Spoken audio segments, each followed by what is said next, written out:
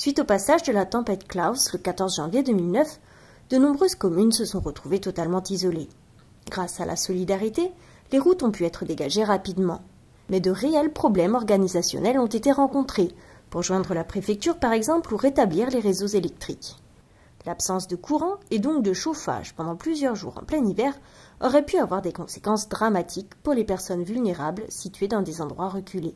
Je pense qu'on a tous fait cette expérience-là et on a tous dit combien on avait dans nos villages, parce que j'habite le village à côté, trouvé une impulsion, une disponibilité, une connaissance technique parfois. Mais tout cela, à la réflexion, c'était le hasard, la bonne volonté, parfois un peu de chance, et ça aurait pu aboutir à des oublis, parce que les choses n'étaient pas totalement organisées. Quand un événement grave surgit, les communes sont au premier niveau de l'organisation. Les maires gèrent alors les opérations de secours. Pour revenir aussi à la tempête, bon, on a beaucoup marché avec la solidarité, c'est certain. On peut se dire aussi que les populations évoluent. Est-ce qu'on aura toujours cette même solidarité?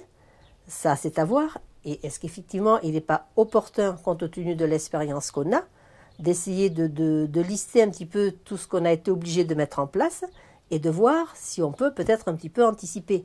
Pour les aider, la loi de modernisation de la sécurité civile du 13 août 2004 a instauré les plans communaux de sauvegarde. Sorte de pense-bête, il s'agit d'un outil opérationnel qui permet de faire face à un événement majeur. Prévu par les communes, il leur permet d'assurer l'alerte, l'information, la protection et le soutien de la population au regard des risques connus. Ce PCS constitue un fil rouge qui permettra effectivement aux maires, aux élus, aux responsables d'agir dans l'urgence, mais agir en ayant, je dirais, réfléchi un petit peu à tout, c'est-à-dire que chacun pourra avoir une fiche réflexe, sachant que cette fiche retracera le rôle que chacun doit jouer, les missions que l'on attend de lui dans l'urgence, mais aussi dans, je dirais, dans la sécurité. Les plans communaux de sauvegarde sont obligatoires dans les communes identifiées comme étant soumises à un risque majeur, c'est-à-dire celles concernées par un plan de prévention des risques naturels, un PPRN qui correspond dans les Landes au risque d'inondation, ou un plan particulier d'intervention, lié par exemple à la proximité d'un site classé Céveso. Dans les Landes, 78 communes sont concernées. Pour les autres, il est également fortement recommandé de se doter de ce document, puisqu'elles sont exposées aux risques naturels comme la tempête, les mouvements de terrain et les séismes, ou les risques liés au transport de matières dangereuses. L'Association des maires des Landes et le Centre de gestion ont mis en place, début 2010, un service des plans communaux de sauvegarde composé de 6 personnes.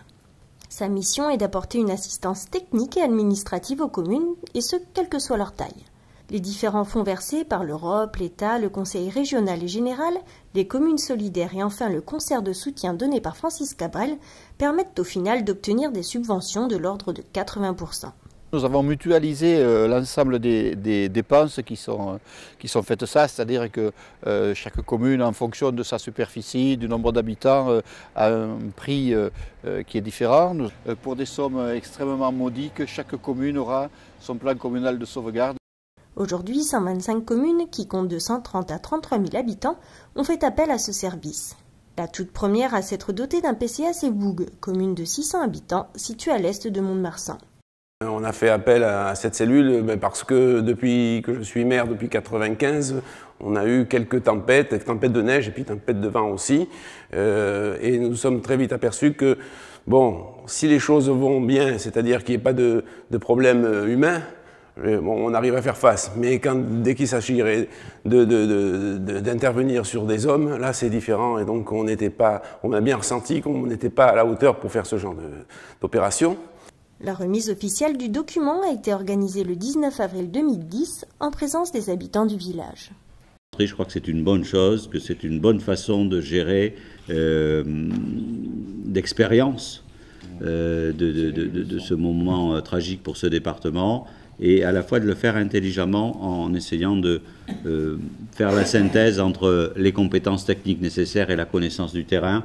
Et ça, c'est ce qui se traduira, je crois, dans ces documents, en espérant, comme tout le monde, évidemment, que ça reste uniquement documentaire, mais Finalement, si un jour ça ne l'était pas, peut-être qu'on se dirait que tout ce travail, il aura permis ici ou là d'être plus efficace dans l'intervention auprès des personnes. Et après tout, je crois que c'est notre objectif commun.